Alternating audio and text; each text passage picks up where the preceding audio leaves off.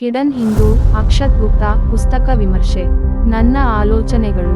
ಬಹಳ ಸಮಯದ ನಂತರ ಆಧುನಿಕ ಕಾಲದ ಪೌರಾಣಿಕ ಥ್ರಿಲ್ಲರ್ ಪ್ರಕಾರಕ್ಕೆ ಸೇರಿದ ಪುಸ್ತಕವನ್ನು ನಾನು ನೋಡಿದೆ. ನನಗೆ ನೆನಪಿರುವಂತೆ, ಪೌರಾಣಿಕ ಕಾಲ್ಪನಿಕ ಕತೆ, ಸಾಹಸ ಥ್ರಿಲ್ಲರ್ ಮತ್ತು ವೈಜ್ಞಾನಿಕ ಕಾಲ್ಪನಿಕ ಕತೆಗಳ ಮಿಶ್ರಣವನ್ನು ನಾನು ಕೊನೆಯ ಬಾರಿಗೆ ಓದಿ ಸ್ವಲ್ಪ ಸಮಯವಾಗಿದೆ. ಮತ್ತು ನನ್ನ ನಿರೀಕ್ಷೆಗಳು ಸಾಕಷ್ಟು ಹೆಚ್ಚಾದಾಗ, ನಾನು ರೋಲರ್ ಕೋಸ್ಟರ್ ರೈಡ್ಗಾಗಿ ಕುಳಿತು ಅಕ್ಷತ್ ಗುಪ್ತಾ ಅವರ ದಿ ಹಿಡನ್ ಹಿಂದೂ ಓದಲು ಪ್ರಾರಂಭಿಸಿದೆ.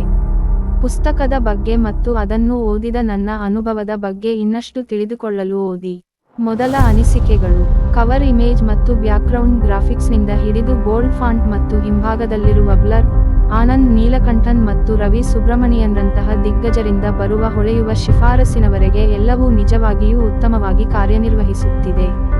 ಆದ್ದರಿಂದ, ಮೊದಲ ಅನಿಸಿಕೆಗಳಿಗೆ ಸಂಬಂಧಿಸಿದಂತೆ, ಹಿಡನ್ ಹಿಂದೂ ಒಂದು ಪ್ರಬಲವಾದ ಒಳ್ಳೆಯದನ್ನು ಸೃಷ್ಟಿಸುತ್ತದೆ.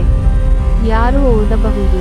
ಬಳಸಿದ ಭಾಷೆ ಸರಳ ಮತ್ತು ಪ್ರಭಾವಶಾಲಿಯಾಗಿದೆ ಮತ್ತು ಅದನ್ನು ಮನಸ್ಸಿನಲ್ಲಿಟ್ಟುಕೊಂಡು, ಪುಸ್ತಕವನ್ನು ಹರಿಕಾರ ಹಂತದ ಓದುಗರು ಸುಲಭವಾಗಿ ಓದಬಹುದು. ಹೇಳುವುದಾದರೆ, ಇದು ಆರಂಭಿಕರಿಂದ ಹಿಡಿದು ಹೊಟ್ಟೆಬಾಕತನದವರೆಗಿನ ಓದುಗರ ವಿಶಾಲ ವ್ಯಾಪ್ತಿಯಲ್ಲಿರುವ ಎಲ್ಲರಿಗೂ ಔತಣ ನೀಡುತ್ತದೆ.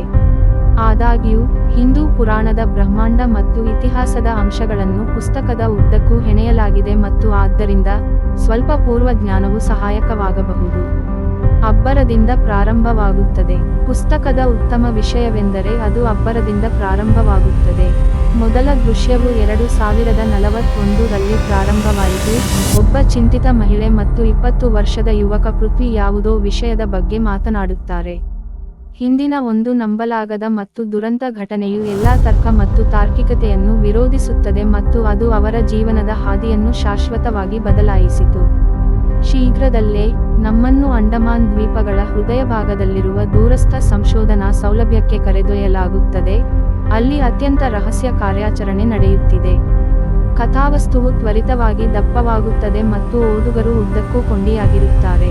ಹೀಗೆ ಸಾಗುತ್ತದೆ ಕಥೆ. ಟ್ರೈಲಾಜಿಗಳಲ್ಲಿ ಒಂದು ಪುಸ್ತಕವು ಮುಖ್ಯವಾಗಿ ಅಘೋರಿ ಓಂ ಶಾಸ್ತ್ರಿಯವರ ವಿಲಕ್ಷಣ, ದಿಗ್ಭ್ರಮೆಗೊಳಿಸುವ, ಆದರೆ ವರ್ಚಸ್ವಿ ಪಾತ್ರದ ಸುತ್ತ ಸುತ್ತುತ್ತದೆ. ಅವರು ಸಾವಿರಾರು ವರ್ಷಗಳ ಕಾಲ ಬದುಕಿದ್ದಾರೆ ಮತ್ತು ರಾಮಾಯಣ ಮತ್ತು ಮಹಾಭಾರತದ ಘಟನೆಗಳನ್ನು ಒಳಗೊಂಡಂತೆ ಎಲ್ಲಾ 4 ಯುಗಗಳಿಗೆ ಸಾಕ್ಷಿಯಾಗಿದ್ದಾರೆ. 200 ವರ್ಷಗಳ ಕಾಲ ಆತನನ್ನು ಪತ್ತೆಹಚ್ಚಿದ ನಂತರ, ನಿಗೂಢ ವ್ಯಕ್ತಿಯನ್ನು ಹಿಡಿದು ವಿಚಾರಣೆ ನಡೆಸಲು ನಿರ್ಧರಿಸಲಾಗಿದೆ. ಮತ್ತು ರಹಸ್ಯ ವಿಚಾರಣೆಯ ಸಮಯದಲ್ಲಿ ಈ ನಂಬಲಾಗದ ಸತ್ಯಗಳು ಬಹಿರಂಗಗೊಳ್ಳುತ್ತವೆ. ಮನುಷ್ಯನಿಗೆ ಲಭ್ಯವಿರುವ ಪ್ರತಿಯೊಂದು ಆಧುನಿಕ ಸಾಧನ ಮತ್ತು ಸುಳ್ಳು ಪತ್ತೆ ತಂತ್ರವು ಓಂನ ಕಥೆಯಲ್ಲಿ ಒಂದೇ ಒಂದು ಸುಳ್ಳನ್ನು ಪತ್ತೆಹಚ್ಚಲು ವಿಫಲವಾಗಿದೆ ಎಂಬ ಅಂಶವು ಎಲ್ಲರಿಗೂ ಆಘಾತ ಮತ್ತು ಗೊಂದಲವನ್ನು ಉಂಟುಮಾಡುತ್ತದೆ. ಇದಲ್ಲದೆ, ಅವರ ಅಸಾಧಾರಣ ಸಾಮರ್ಥ್ಯಗಳು ಮತ್ತು ಸೂಪರ್ ಚೂಪಾದ ಪ್ರವೃತ್ತಿಗಳು ಒಗಟನ್ನು ಹೆಚ್ಚಿಸುತ್ತವೆ, ಏಕೆಂದರೆ ಓಂ ಮಾನವೀಯವಾಗಿ ಸಾಧ್ಯವಾಗದ ಅತ್ಯಂತ ಅಸಾಮಾನ್ಯವಾದ ಕೆಲಸಗಳನ್ನು ಮಾಡುವ ವಿಲಕ್ಷಣ ಅಭ್ಯಾಸವನ್ನು ಹೊಂದಿದ್ದಾನೆ.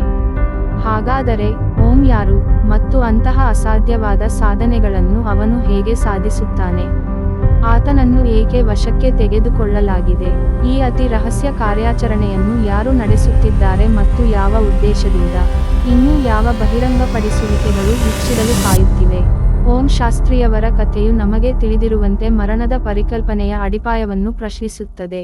ದಿ ಹಿಡನ್ ಹಿಂದೂನ ಪ್ರಮುಖ ಪ್ಲಸ್ ಪಾಯಿಂಟ್ಗಳಲ್ಲಿ ಒಂದಾದದ್ದು, ಸಾವಿರಾರು ವರ್ಷಗಳ ಹಿಂದಿನ ಪೌರಾಣಿಕ ಘಟನೆಗಳನ್ನು ಇತ್ತೀಚಿನ ಐತಿಹಾಸಿಕ ಘಟನೆಗಳು ಮತ್ತು ಘಟನೆಗಳಿಗೆ ದೋಷರಹಿತವಾಗಿ ಹೆಣೆದುಕೊಳ್ಳುವ ಸಾಮರ್ಥ್ಯದಿಂದ ಬಂದಿದೆ. ಸುಷೇನ್, ಲಕ್ಷ್ಮಣ್, ವಿದುರ ಮುಂತಾದ ಪುರಾಣ ಪಾತ್ರಗಳ ಕಥೆಗಳು ಸುಭಾಷ್ ಚಂದ್ರ ಬೋಸ್ ಅವರಂತಹ ಆಧುನಿಕ ಐತಿಹಾಸಿಕ ವ್ಯಕ್ತಿಗಳೊಂದಿಗೆ ಸಂಪರ್ಕ ಹೊಂದಿವೆ. ಪುಸ್ತಕದ ಪ್ರಮುಖ ಗಮನವು ಹಿಂದೂ ವಿಶ್ವದಲ್ಲಿ 7 ಚಿರಂಜೀವಿಗಳ ಪರಿಕಲ್ಪನೆಯಾಗಿದೆ. ಇದನ್ನು ಆಧುನಿಕ ಪ್ರಪಂಚದ ಸಂದರ್ಭದಲ್ಲಿ ಹೆಣೆಯಲಾಗಿದೆ, ಹೀಗಾಗಿ ಪ್ರಾಚೀನ, ಮಧ್ಯಕಾಲೀನ ಮತ್ತು ಇಂದಿನ ಭಾರತದ ನಡುವೆ ಜಿಜ್ಞಾಸೆಯ ಸಂಪರ್ಕವನ್ನು ಸೃಷ್ಟಿಸುತ್ತದೆ. ಪುಸ್ತಕದ ಹೆಚ್ಚಿನ ಭಾಗವು ಓಂನ ವಿಚಾರಣೆಯ ಬಗ್ಗೆ ಇದ್ದರೂ, ಆದರೆ ವೇಗ ಮತ್ತು ಆಲೋಚನೆಗಳನ್ನು ನಿರಂತರವಾಗಿ ಎಸೆಯಲಾಗುತ್ತದೆ ಮತ್ತು ನಂತರ ಬೆರೆಸಿ, ಗರಿಷ್ಠ ಪರಿಣಾಮವನ್ನು ಸೃಷ್ಟಿಸುತ್ತದೆ. ಬರವಣಿಗೆಯು ಉತ್ತಮ ಪ್ರಮಾಣದ ಸಂಶೋಧನೆಯನ್ನು ಬಳಸುತ್ತದೆ. ಇತಿಹಾಸ, ಗಣಿತ, ವಿಜ್ಞಾನ ಮತ್ತು ಪುರಾತನ ಜ್ಞಾನಗಳು ಪರಸ್ಪರ ಸಂಬಂಧ ಹೊಂದಿದ್ದು ನಂತರ ಕಥೆಯಲ್ಲಿ ಪ್ಲಗ್ ಮಾಡುವ ವಿಧಾನವು ಓದುಗರಿಗೆ ಕುತೂಹಲವನ್ನುಂಟು ಮಾಡುತ್ತದೆ.